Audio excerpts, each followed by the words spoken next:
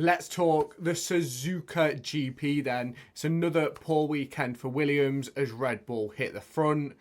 FP2, a bit of a washout due to weather. Williams not getting out. So shall we get into all the latest gossip? Now, we know from Australia that Williams were without a spare chassis and one had to be sent back to be repaired. That has been repaired and was put onto Logan Sargeant's car despite the fact he didn't break it in the first place. But then we saw in FP1 just why Logan Sargeant got the damaged chassis and he put his car into the wall. Red flag. It was a really big accident to be fair, but it comes out just before FP2 that his chassis is okay, but the car needs a lot of repair work doing. And obviously, with FP2 being such poor weather, Logan Sargeant took no part. But to be fair, realistically, no one really took much part in free practice 2 with, well, it wasn't really raining, but it wasn't dry. It wasn't wet enough for intermediates, but it was too wet for dries. So it was a really difficult situation for the teams. Not many teams have done much long run data. Not many teams have had proper quali sims. Mercedes seem to have found a bit of pace, but they often seem to do this on a Friday, Saturday. They find a bit of pace and then lose it into qualifying in the race. Because they found themselves P4 and 5, I believe it was, in free practice 1. Obviously, you get the Red Bulls locking out the front row in that session, and then the Ferraris were split by the two Mercedes in P3 and P5, P6. McLaren's not really anywhere to be seen, sort of at the back end of the points. Lance Stroll was running an upgraded spec Aston Martin, but wasn't really anywhere near Fernando Alonso. Fernando Alonso was sort of the odd one out in the top 10 with Yuki Tsunoda.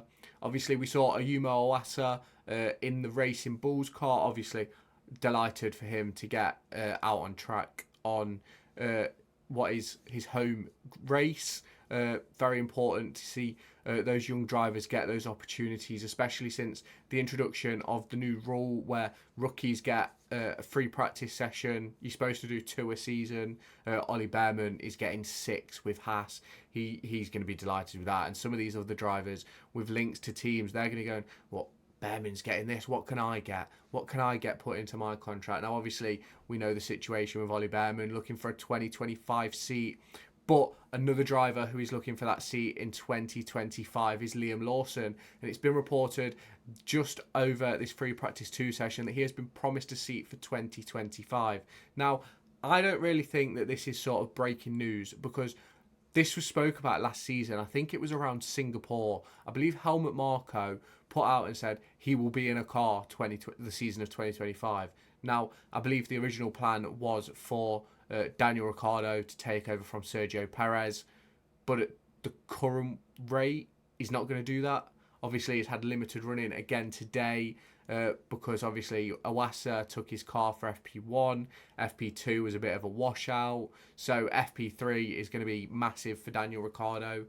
At some point, he's got to beat Tsunoda. Otherwise, he's completely out of contention for that seat. I know we beat him in Bahrain, but I don't really count team orders. Realistically, Yuki would have finished ahead if there wasn't the team order, in my opinion.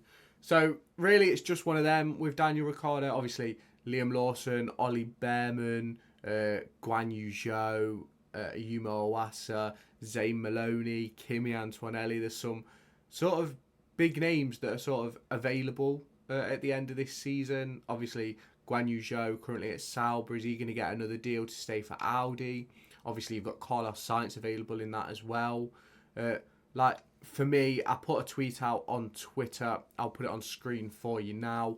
I would not be surprised in the slightest to see Kimi Antonelli replace Logan Sargeant in I think it's Monza is the weekend after he turns 18, because Mercedes want Kimi Antonelli Formula 1 ready. I believe they're testing him in either the W11 or the W12 so that he can get a feel for a good Formula 1 car over the next maybe few weeks, which is going to be interesting. I really hope they put some data out on that because I'd love to see how he gets on.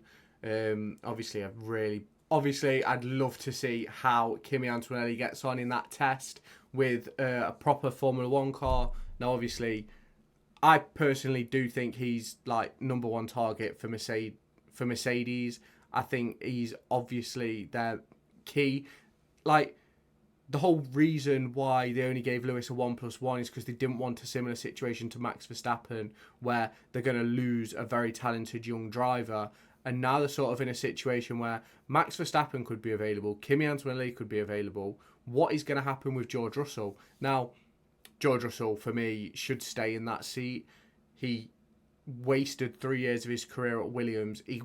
Now, I 100% know in my mind he will have had opportunities to go to maybe a McLaren or potentially a Ferrari during those 3 years. Obviously, Sainz left McLaren to go to Ferrari. So it's like, for me, there definitely would have been options for Russell to move to a better team earlier.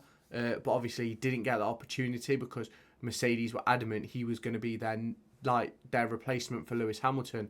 But now it's sort of looking like they could ditch Russell for the likes of Antonelli and the likes of Max Verstappen. Now, I can't really see Max Verstappen going to Mercedes, but on the basis of how Mercedes have acted over the past 3-4 years, would not surprise me for them to drop Russell. Now, I'm not sure if his deal is similar to Lewis's of a 1+1, but I'm sure we're going to find out.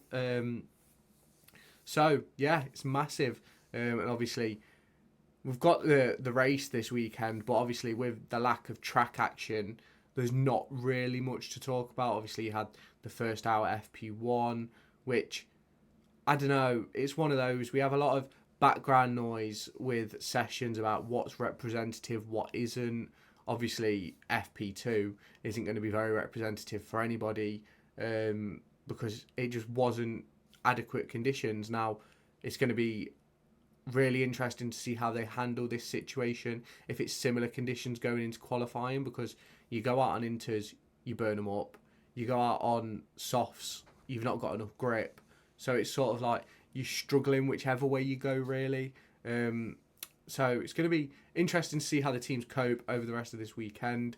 There is reports of rain over the next couple of days. Hopefully that might shake up the grid a little bit. Maybe a Red Bull out in Q1. Who knows? Maybe we have some crashes on the opening lap. Now, obviously, I don't want anybody to crash. But when was the last time we had a lap one, like proper lap one, someone hits in the side of someone, red flag, safety car, whatever? Because I think we need it. Because we need some entertainment in this sport at the moment. We're struggling for it. Obviously, we had Carlos Sainz winning in Australia. That gave us something to talk about, because obviously that wasn't expected for Ferrari to win, but with the problems that Sergio Perez apparently had with his car, and obviously Max Verstappen not finishing the race, obviously had Lewis Hamilton not finish, had the disagreements between George Russell and Alonso over the penalty. So it's going to be really interesting to see how this weekend plans out. Seems as if Red Bull are like miles ahead, really. So it's going to be interesting to see how like the other teams cope with it and how the grid is behind them. Personally, it's probably going to be Ferrari, McLaren, Aston, Mercedes from my perspective.